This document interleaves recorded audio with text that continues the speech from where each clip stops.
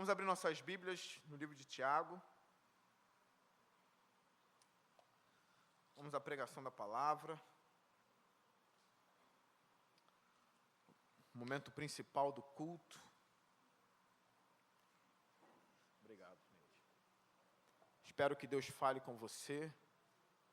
Eu peço que você preste muita atenção.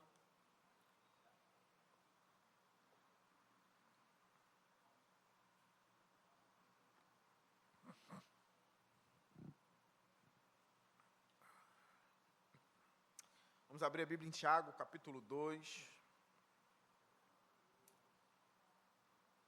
do verso 14 ao 17.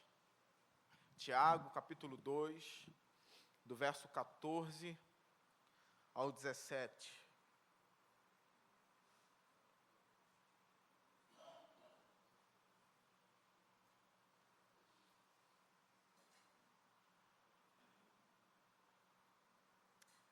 Vamos ler? Diz assim: de que adianta, meus irmãos, alguém dizer que tem fé, se não tem obras? Acaso a fé pode salvá-lo? Se um irmão ou uma irmã estiver necessitando de roupas e do alimento de cada dia, e um de vocês lhe disser: vá em paz, aqueça-se e alimente-se até satisfazer-se, sem porém lhe dar nada, de que adianta isso? Assim também a fé, por si só, se não for acompanhada de obras, está morta. Curve sua cabeça. Senhor Deus, que o Teu Espírito fale à Sua igreja nessa noite. Eu oro para que a Sua palavra venha penetrar os corações, Senhor. Nos abençoe pela exposição da Tua palavra.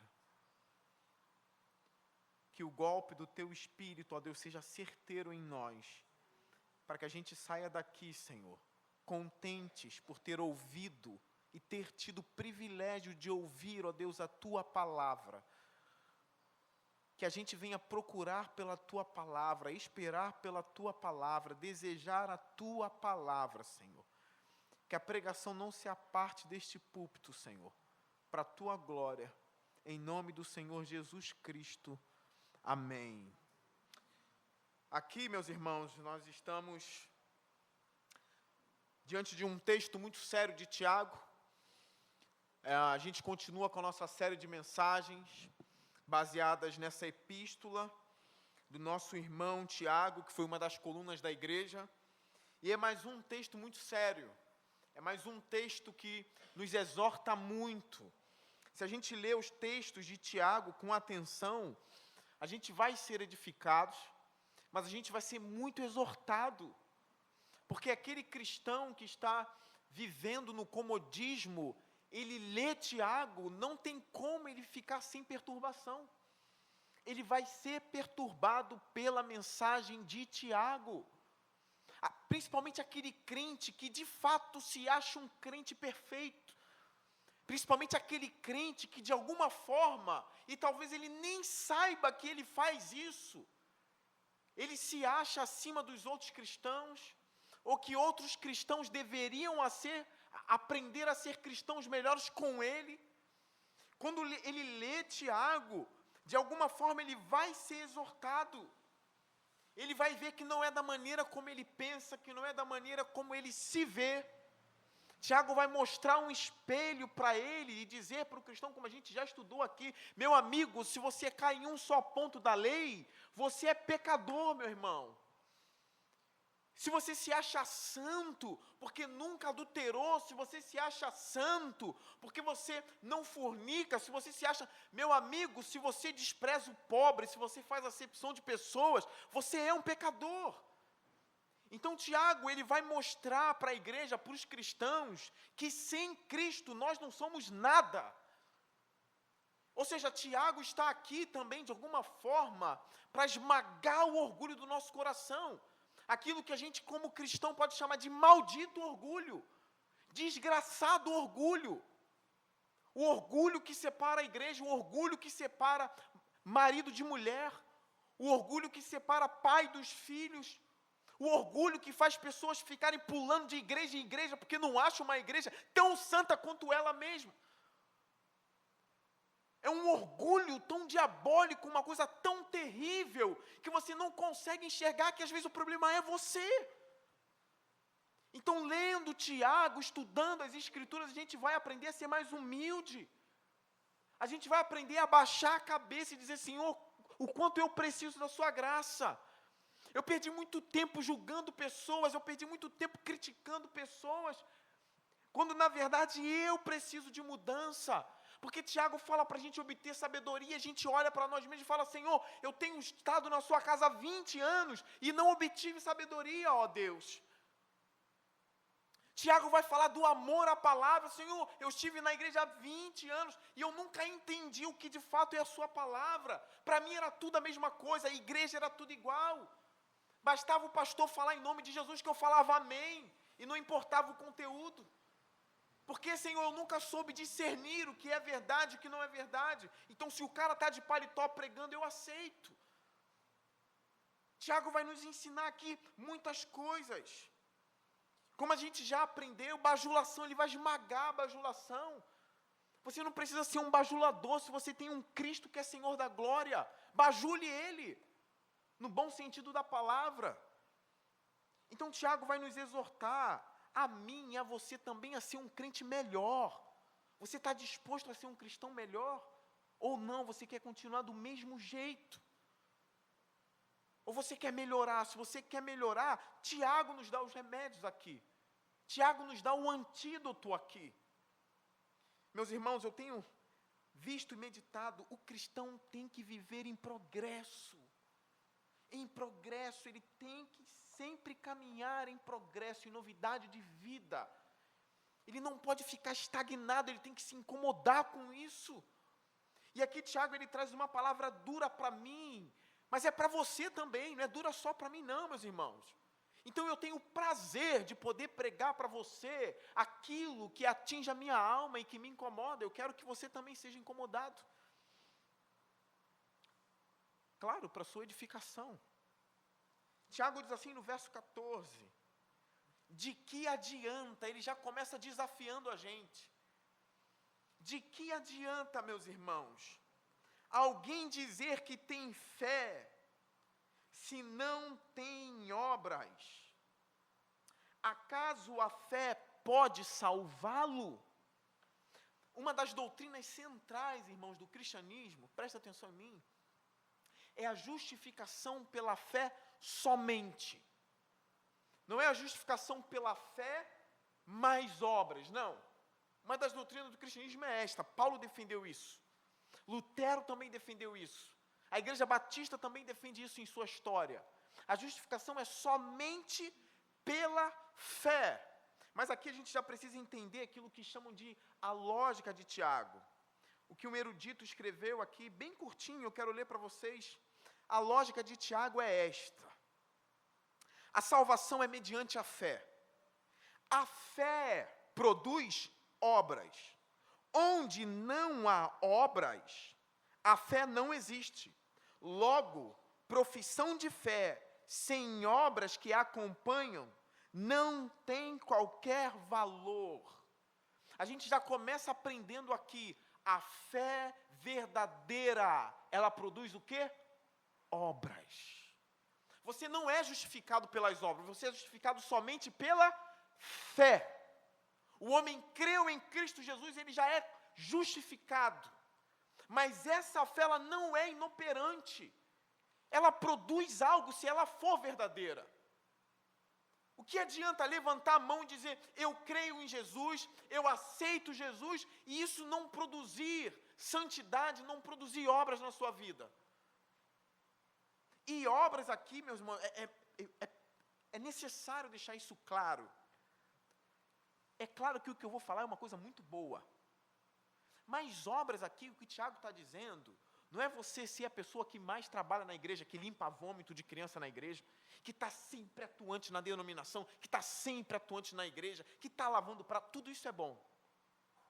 tudo isso é ótimo, mas não são dessas obras que Tiago está falando, não. Tiago está falando aqui de obras de misericórdia, obras de amor. É o que Paulo fala lá em 1 Coríntios 13. O que adianta eu ter uma fé que move montanhas? Eu posso dizer para vocês, se eu tivesse essa fé que movesse montanhas, irmãos, Nova Iguaçu inteiro estaria aqui. Sabe por quê? Porque pela minha fé eu ia trazer todo mundo para cá.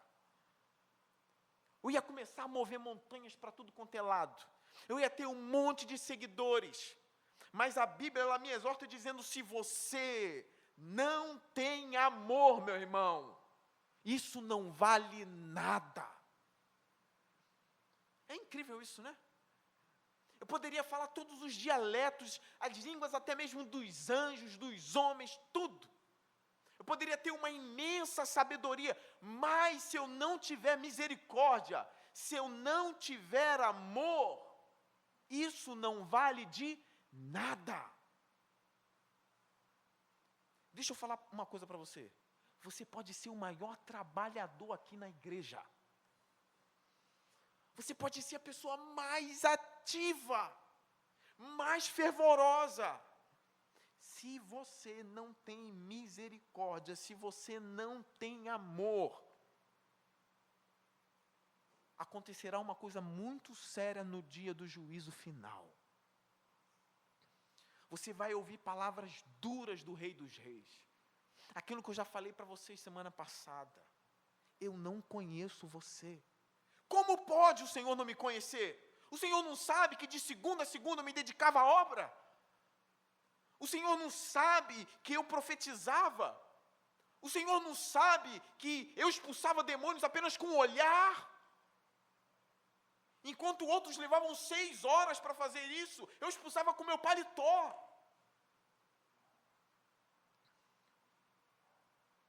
O Senhor não sabe que eu assoprava e as pessoas caíam?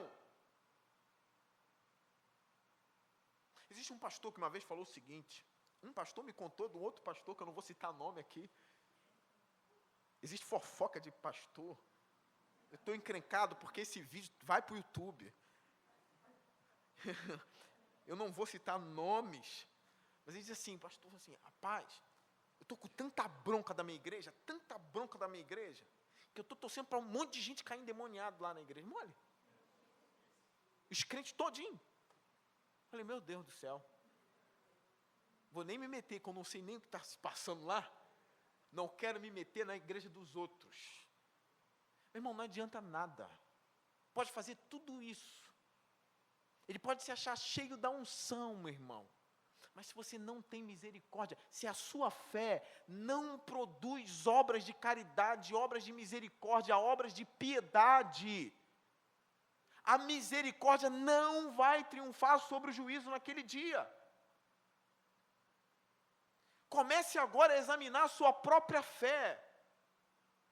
E aqui a mensagem vai principalmente para você, crentão ou crentona. Examine a sua própria fé, ó Santo dos Santos, Santa das Santas, Madre Teresa da Igreja Batista. Agora examine a sua fé. Você crê em Jesus Cristo, você crê em Deus, e isso gera o quê? Gera, pastor, trabalho. Não é disso, eu quero ver misericórdia. Existe uma coisa chamada na história da igreja e na Bíblia também, do homem piedoso. O que é ser um homem piedoso? Quando as pessoas falam assim, aquela mulher, ela é uma mulher piedosa, o que isso significa?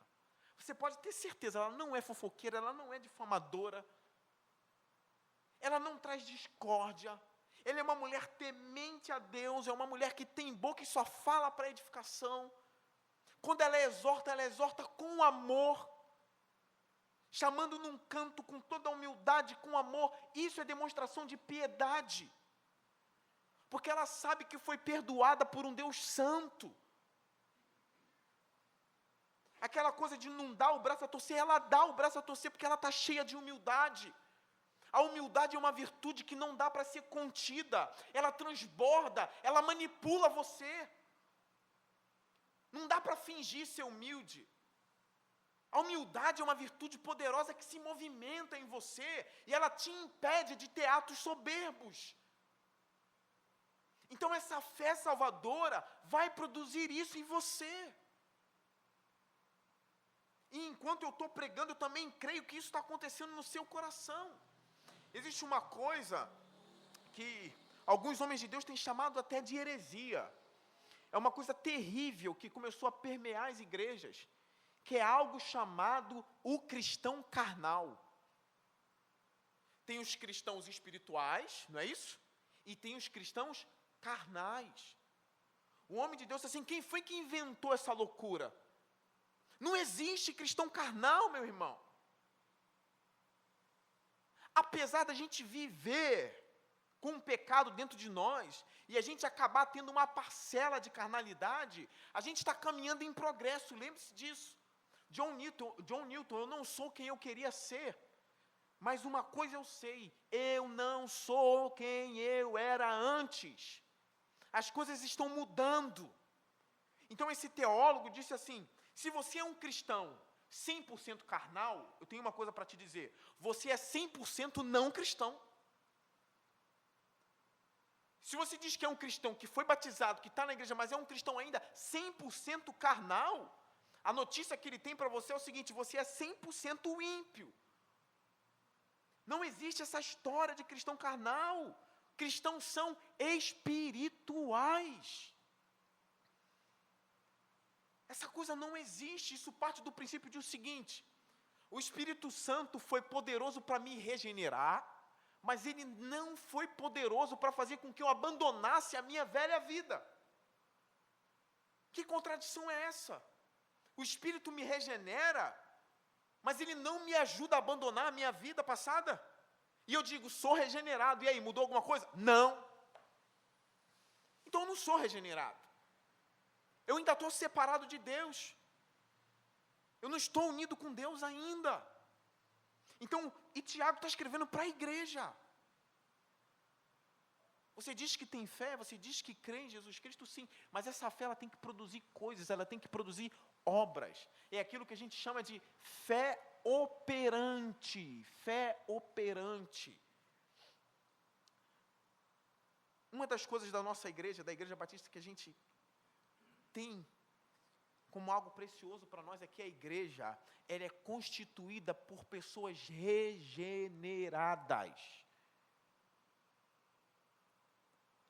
Feita a profissão de fé, mas a membresia da igreja ela é composta de crentes regenerados, nascidos de novo, em progresso. O mesmo Deus que regenera é o mesmo Deus que santifica você. Então isso serve para a gente se examinar. Será que eu mudei alguma coisa? Ou será que eu continuo o mesmo? Há temor no meu coração? Ou eu não tenho temor algum em relação ao pecado? Comece a se examinar, irmãos. Porque isso é sabedoria, se examine.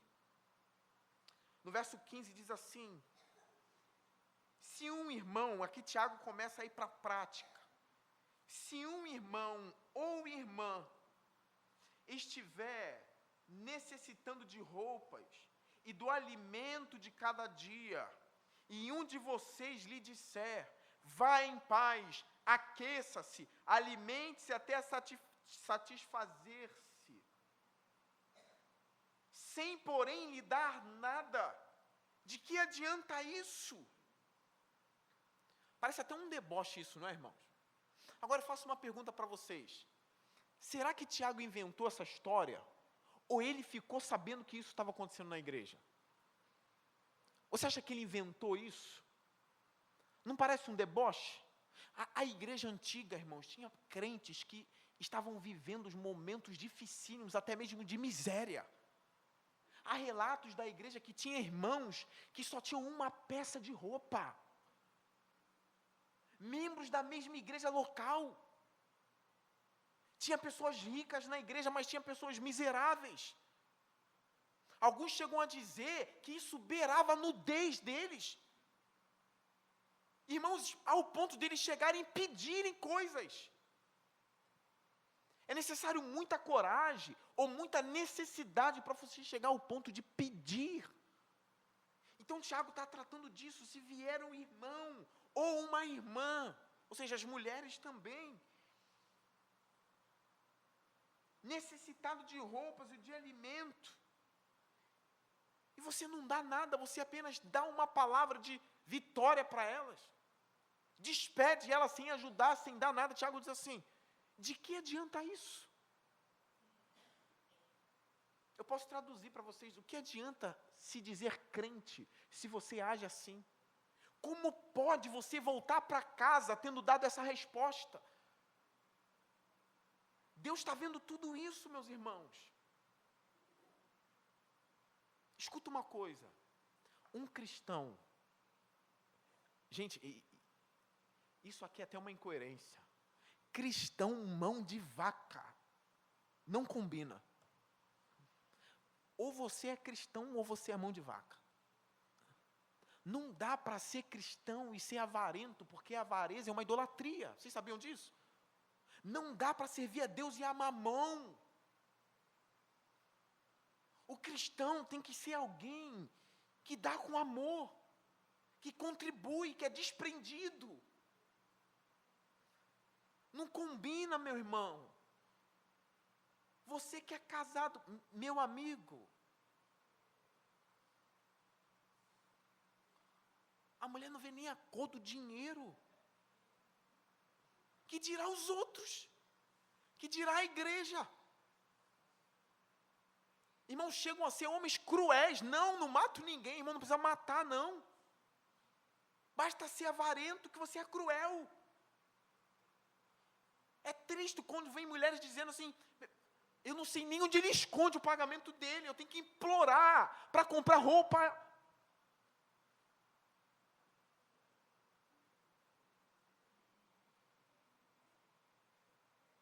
Não preciso continuar, né?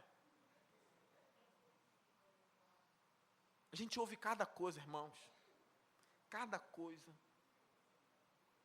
E o sábio, quando ele ouve essas coisas, o sábio tem que fazer o seguinte, ele ouve assim, eu não vou ser isso não. O sábio, quando ele escuta essas coisas assim, eu estou sendo assim, vou mudar. Porque é muito triste.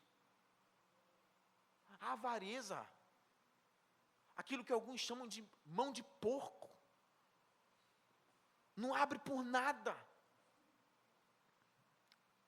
Agora imagine um irmão da igreja que chega até você precisando de roupa. Naquela igreja era uma pobreza, irmãos. Sem ter o que comer, às vezes só com pão do dia. Chega um membro da igreja, na minha opinião, na opinião de muitos teólogos, isso estava acontecendo na igreja e Tiago, com a sua sabedoria, disse, justamente porque eu sei, eu vou falar. Porque algumas pessoas dizem assim, não, pastor não pode falar daquilo que ele sabe que está acontecendo. Não, é pelo contrário. A gente tem 3 princípios aqui para a disciplina formativa, a corretiva e a cirúrgica. A formativa acontece aqui, no púlpito, quando a gente exorta, sabendo o que está acontecendo na denominação, sabendo que os cristãos têm sido avarentos e tudo mais, não estou dizendo que vocês estão sendo, estou só dando um exemplo. Tiago sabia do que estava acontecendo. E por isso que ele começa o texto dizendo, de que adianta? De que adianta? De que adianta vir aqui todo domingo? De que adianta vir aqui todo domingo cantar louvores, orar, se vestir bem, professar que crê em Cristo Jesus, e não se vê nenhuma obra de misericórdia da sua parte? Não tem como, irmãos. E aqui está falando de irmão da igreja. Despedir um irmão da igreja necessitado, sendo que eu tenho. Sendo que eu tenho. Eu já falei para vocês de uma parte, de uma cena de um filme de João, acho que é um filme antigo. É só uma partezinha que tem até no YouTube. Eles estão ali no meio dos escravos. Eu já contei isso para vocês. E o soldado deu um tapa na comida de um dos escravos, tomou a comida da mão dele, algo assim. E aquele escravo, tendo trabalhado o dia todo, ficou sem alimento. E o filme mostra ali João já bem velhinho, com o prato de comida dele, com o rosto sereno, mesmo como escravo, vendo aquela cena. Todos os outros escravos, nenhum teve a coragem de fazer nada. Então o filme mostra João se levantando bem velhinho, como escravo também, pegando a comida dele e colocando no prato daquele homem. Ele volta e se assenta. Porque ele aprendeu com Jesus, é melhor dar do que receber. Obra de misericórdia. Deus olha do céu e diz assim, é isso. Isso é fé. Isso é fé operante. Ele crê em Deus, mas ele não é igual ao demônio, porque o demônio também crê. Mas o demônio não tem obra de misericórdia, você tem.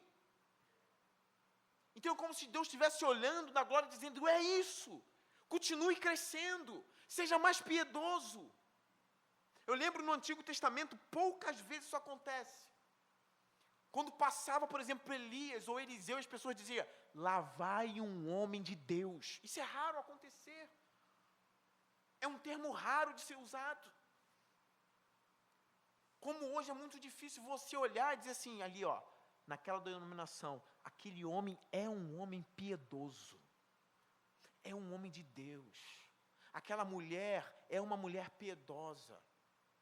É uma mulher cheia de misericórdia. Isso é muito difícil acontecer. Eu quero que você abra sua Bíblia lá em 1 João, no capítulo 3. 1 João, no capítulo 3.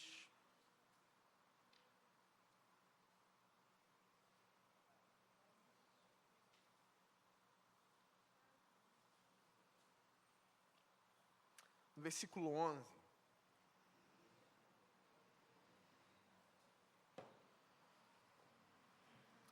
Primeira João, capítulo 3, versículo 11, diz assim, acompanhe comigo. Olha o tema que está em cima da Bíblia, amor fraternal. O versículo 11 diz assim, esta é a mensagem que vocês ouviram desde o princípio, que nos amemos uns aos outros. Não sejamos como Caim, que pertencia ao maligno e matou seu irmão. E por que o matou? Porque suas obras eram más e as de seu irmão eram justas. Irmão, Caim e Abel criam no mesmo Deus. Vocês sabiam disso? Deus falou com Caim. Caim e Abel acreditavam no mesmo Deus. Qual era a diferença entre os dois? A fé não era, porque ambos tinham fé. Qual era a diferença entre os dois? A obra de um era maligna e a obra de outro era justa. Isso faz separação. E é um termo muito pesado que João usa. Diz assim, Caim pertencia ao maligno, mesmo ele crendo em Deus. Isso é uma palavra dura, é uma palavra poderosa, que mesmo crendo em Deus, uma pessoa pode pertencer ao maligno. Isso é sério. Você pertence a quem? A Deus. Mostre. Caim mostrava a sua fé com obras justas. Arrependa-se dos seus pecados. Mude de vida. Pastor, não tenho sido um bom crente até hoje. Esse reconhecimento já é um excelente caminho. Como Jesus pregava, arrependam-se. É chegado o reino dos céus. Por favor, irmãos, que a misericórdia tome a sua mente, dirija a sua vida. O texto continua no verso 13, diz assim, meus irmãos, não se admirem se o mundo os odeia. Sabemos que já passamos da morte para a vida. Olha para mim. Sabemos que passamos da onde? Da morte para a vida. Sabemos por quê? Já fizeram essa pergunta?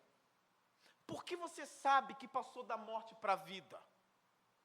Por quê? Você quer uma das evidências? Apenas uma?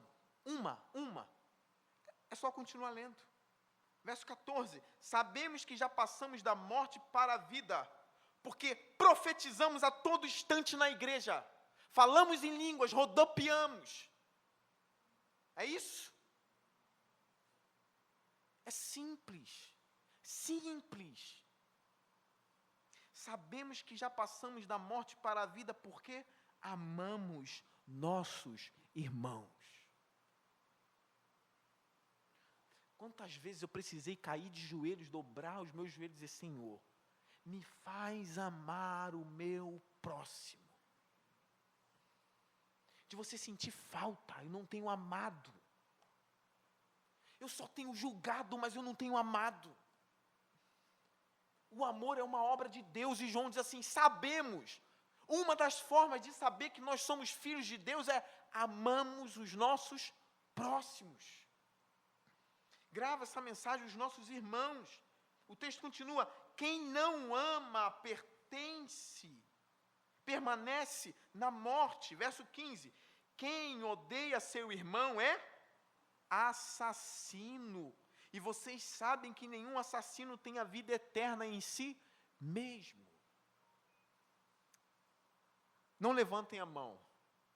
É uma pergunta para ficar na mente. Quem aqui já matou alguém? Quem aqui já deu tiro e matou uma pessoa? Quem aqui já matou alguém inocente? Não levante a mão. Deve ter uns 30 assassinos, estou brincando. Não tem. Mas o que João diz aqui é o que Jesus ensinou. Se você odeia o seu irmão, você é assassino. Isso tem que doer na alma. Às vezes eu tenho que fazer um autoexame: Senhor, quem eu estou odiando? Quem eu estou odiando? Não, esse aqui eu tenho bronca, não odeio. Não, esse aqui eu só não sou chegado, mas não odeio não, Deus. Eu tenho que ver quem eu odeio. Esse aqui eu já quis matar 3 vezes, Senhor. Fazer um autoexame.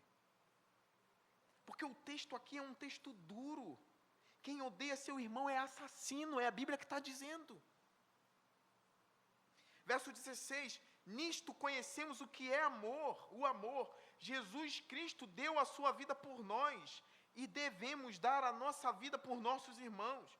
Se alguém tiver, olha agora, recursos materiais, e vendo seu irmão em necessidade, não se compadecer dele, como pode permanecer nele o amor de Deus? Alguém tendo recursos. Verso 18: filhinhos, não amemos de palavras nem de boca, mas em ação e em verdade.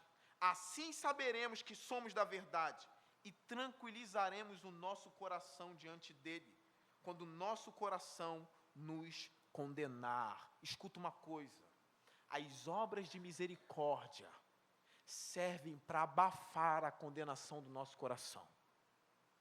Quando o coração nos condenar, e às vezes dizendo: você não é da verdade, você não é cristão verdadeiro, o fato de você ser misericordioso, o fato de você amar o seu próximo, vai te trazer certeza que você mudou, que você é diferente, que você não permanece o mesmo. Irmãos, aqui vai mais uma vez esse apelo. Por favor, não continue o mesmo de antes se você se diz crente. Muda. Seja uma mulher piedosa, um homem piedoso. É isso que Tiago está nos ensinando aqui.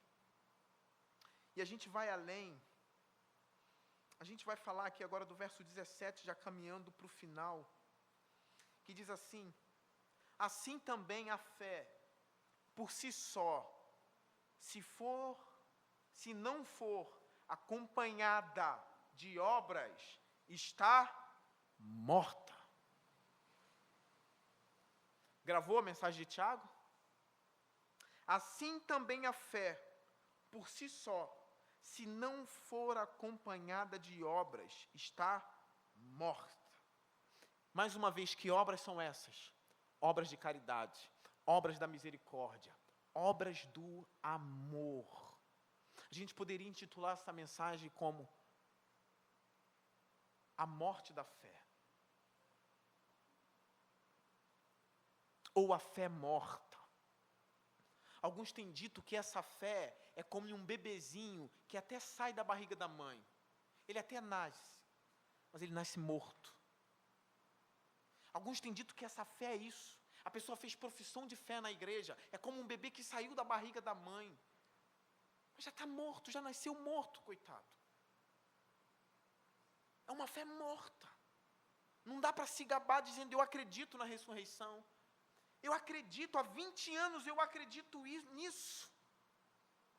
Mas há 20 anos que eu não demonstro piedade, há 20 anos que eu não demonstro misericórdia. Há 20 anos que eu não ajudo sequer uma pessoa. Há 20 anos que eu desprezo o pobre. Tem algo de errado aqui. Eu quero que apareça ali no telão a passagem do bom samaritano. A gente já está encerrando essa mensagem. A gente vai fazer algumas reflexões sobre esse texto. A parábola do bom samaritano. Eu vou falar para vocês a maneira errada de interpretar essa passagem e a maneira certa. Olha o que diz essa passagem, verso 25, está ali. Diz assim: certa ocasião, um perito na lei levantou-se para pôr Jesus à prova e lhe perguntou: mestre, o que preciso fazer para herdar a vida eterna? O que está escrito na lei? Respondeu Jesus. Como você a lê? Ele respondeu: ame o Senhor, o seu Deus, de todo o seu coração, de toda a sua alma, de todas as suas forças, de todo o seu entendimento. E ame o seu próximo como a si mesmo. Disse Jesus: você respondeu corretamente, faça isso e viverá. Mas ele, querendo justificar-se, perguntou a Jesus: e quem é o meu próximo? Em resposta, disse Jesus: um homem descia de Jerusalém para Jericó, quando caiu nas mãos de assaltantes. Estes lhe tiraram as roupas, espancaram-no e se foram, deixando-o quase morto. Aconteceu estar descendo pela mesma estrada um sacerdote. Quando viu o homem, passou pelo outro lado. E assim também um levita. Quando chegou ao lugar e o viu, passou pelo outro lado. Mas um samaritano, estando de viagem, chegou onde se encontrava o homem, e quando o viu, teve piedade dele. Aproximou-se, enfaixou-lhe as feridas, derramando nelas vinho e óleo. Depois colocou-o sobre o seu próprio animal, levou-o para uma hospedaria e cuidou dele. No dia seguinte, deu 2 denários ao hospedeiro, e lhe disse: cuide dele. Quando eu voltar, lhe pagarei todas as despesas que você tiver. Qual destes 3 você acha que foi o próximo do homem que caiu nas mãos dos assaltantes? Aquele que teve misericórdia dele, respondeu o perito na lei. Jesus lhe disse: vá e faça o mesmo. Sabe como muitas pessoas interpretaram essa passagem aqui? Entenderam essa parábola? Ou seja, os assaltantes são um pecado. Começaram a interpretar a parábola. A gente sempre tem que interpretar o texto de acordo com o contexto. Então disseram assim: os assaltantes simbolizam o pecado. O homem que estava perdido, caído no caminho, são os pecadores que estão presos no pecado. Não é isso? O sacerdote e o levita que passaram ali simbolizam a lei, que não pode salvar o perdido. Olha, até é bonito, não é? O bom samaritano é Jesus, que vem, olha aquele homem caído, derrama vinho e óleo, ou seja, o sangue dele na cruz do Calvário, derramado pelos perdidos. Vou continuar a interpretação. Então ele pega aquele homem, coloca sobre o seu próprio animal e leva para onde? Para a hospedaria, ou seja, a igreja. Ele coloca o homem na igreja. E ele dá 2 denários, que significa a ceia do Senhor e o batismo. A mente é brilhante, né? E quando ele diz assim, já no finalzinho, que ele diz assim, cuide dele, quando eu voltar, lhe pagarei todas as despesas que você tiver, ou seja, a segunda vinda de Cristo. Linda! Interpretou lindamente a parábola. A história é verdadeira. É a história da redenção. Jesus fez tudo isso, mas não tem nada a ver com essa parábola. Essa parábola não é sobre isso. Essa parábola é sobre como eu me comporto diante de alguém que está precisando da minha piedade, da misericórdia, ainda que seja meu inimigo. Porque os samaritanos não se davam bem com os judeus, eles eram inimigos. E tem aquele texto de Romanos 12, 20, irmãos. É um texto que Paulo fala assim, se seu inimigo tiver fome, dá-lhe de comer. Se o seu inimigo tiver sede, dá-lhe de beber. Isso é forte. Imagine um judeu escutando isso. O herói da história foi um samaritano. O sacerdote foi embora, o levita foi embora, ninguém ajudou o cara. Homens conhecedores que acreditavam em Deus passaram e fingiram que o homem não estava ali ferido, quase morrendo. Aí me vem um samaritano, que Jesus ainda chama de bom samaritano, para ferir os judeus. Ele para. Ele socorre o necessitado. Ele cuida dele, ele coloca o homem na hospedaria. E ele diz assim, cuide dele. Quando eu voltar, se precisar suprir algo, eu supro. Sabe por quê? Porque se aquele homem ali ficasse endividado na hospedaria, ele se tornaria um escravo. Então é por isso que o samaritano disse, se faltar alguma coisa, me espera que eu vou voltar e pagar o que resta. Eu cuidei das feridas dele, levei ele para uma hospedaria, dei 2 denários, que era suficiente para 2 semanas de cuidado. Se ainda faltar algo, eu vou voltar para ele não virar escravo. Você sabe o que é isso? Obras de misericórdia. É uma fé operante, que não apenas diz que crê em Deus, mas é uma fé que faz com que você se mova. Existe um ditado na igreja, em muitas igrejas, isso é famoso em muitas igrejas, que diz assim, a fé é um volante que move a mão de Deus. Alguns tiram a parte do volante e dizem assim, a fé move as mãos de Deus. Tem louvor cantando isso. A fé move as mãos de Deus. Como eu hoje disse na escola dominical, o Paulo, cheio de fé, pediu 3 vezes para tirar o espinho da carne e não moveu nada. Falou, não vou tirar o espinho, vai ficar. Paulo não tinha fé, então? A fé move a mão de Deus. E o morto que estava morto e não tem fé, e Jesus ressuscitou independente da fé dele? Como fica isso também? Entende? Tiago já muda esse ditado.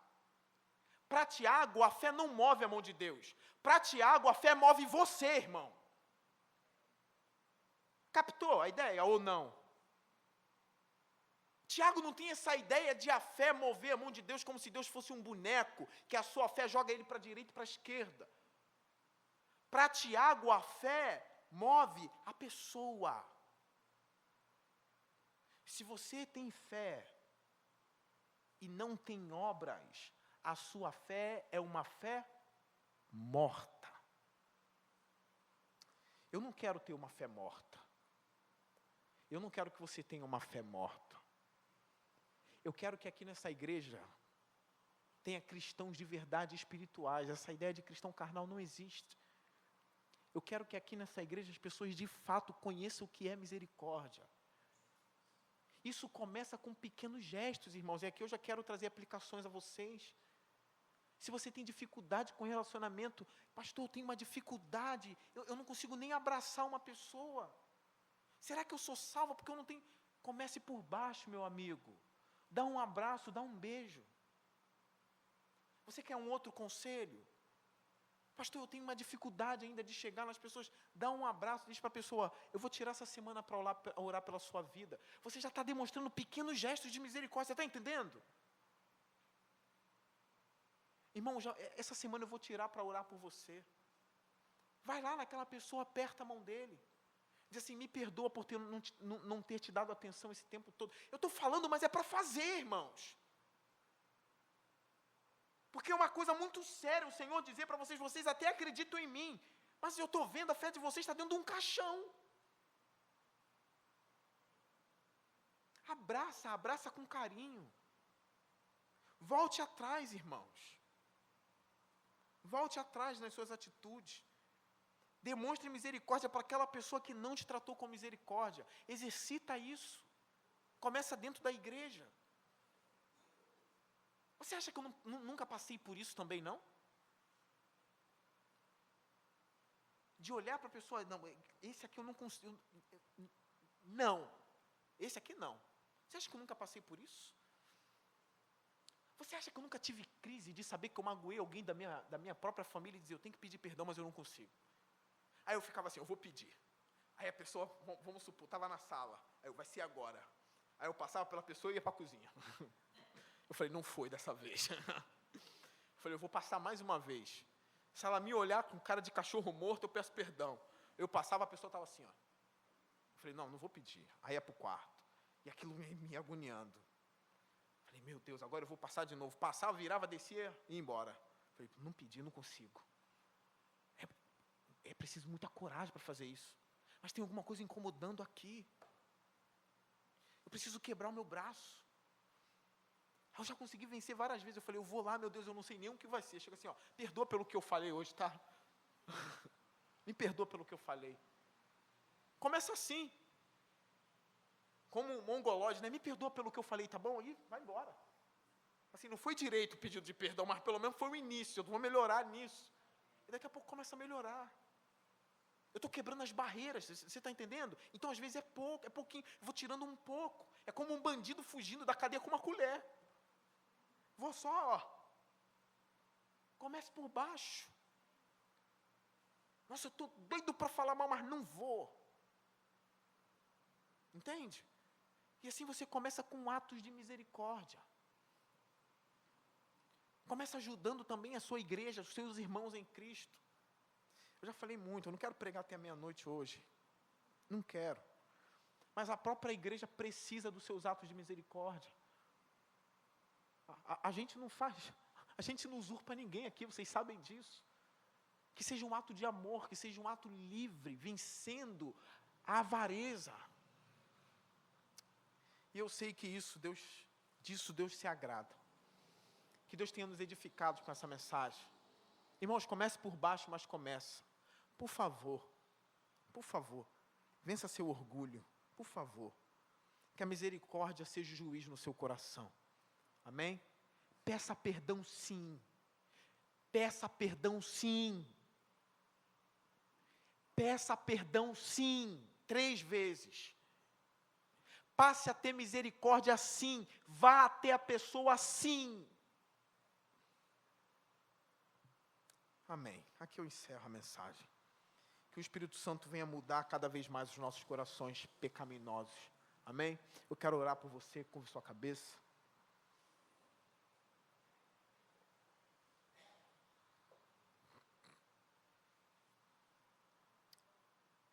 Pai,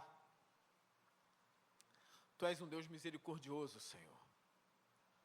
Está escrito que as Tuas misericórdias são a causa de nós não sermos consumidos. Porque as Suas misericórdias não têm fim. Elas se renovam a cada manhã. Como eu já deveria ter sido consumido, Senhor. Como eu já deveria ter sido destruído por Ti, Senhor. Porque Tu és santo. E o Senhor é justo. Mas eu sei que o Senhor leva a sério o sacrifício de Jesus na cruz. Eu sei que o Senhor vê que o sangue de Jesus está derramado sobre a minha vida e sobre a vida dos meus irmãos. Eu peço a Deus, que a gente venha a ser também misericordioso como o Senhor é. Que a misericórdia, Senhor Deus, venha transbordar em nós. Eu peço com toda a humildade, que a altivez seja destruída hoje, Senhor.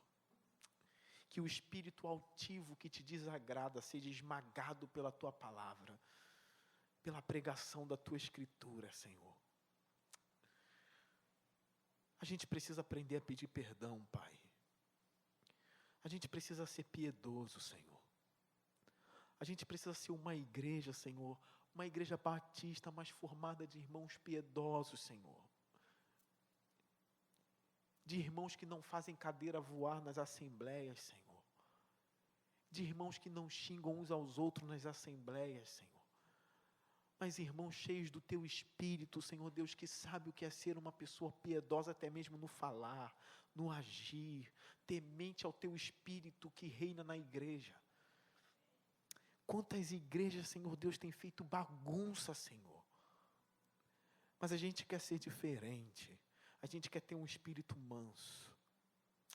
Senhor, nós cremos em Ti, mas eu peço que as obras sejam produzidas em nós, Senhor. Que a gente venha ajudar os nossos irmãos necessitados, ó Deus. Que a gente venha fazer isso com amor. Que a gente venha abraçar com amor, Senhor. Perdoe todas as vezes, ó Deus, que a gente não notou aquele irmão desprezado. Que isso mude em nós, Senhor. Que a gente seja mais acolhedor. É a minha oração. Porque poder do Teu Espírito não significa sair voando por aí, Senhor. Mas o poder do Teu Espírito é aquele poder que transforma um coração maligno num coração disposto até mesmo a perdoar, a pedir perdão, a ser piedoso, a ter misericórdia. Isso é a verdadeira obra do Teu Espírito na vida de um pecador, Senhor. Muda, ó Deus, aquele crente em que até mesmo aquelas pessoas dizem, esse não pode ser mudado. Pode ser mudado sim, Senhor. E eu me coloco como principal. Endireita os meus caminhos, Senhor. Me guia pelo caminho eterno. E guia os meus irmãos também comigo. Eu oro em nome do Senhor Jesus Cristo, que reina para todo sempre. Amém e amém.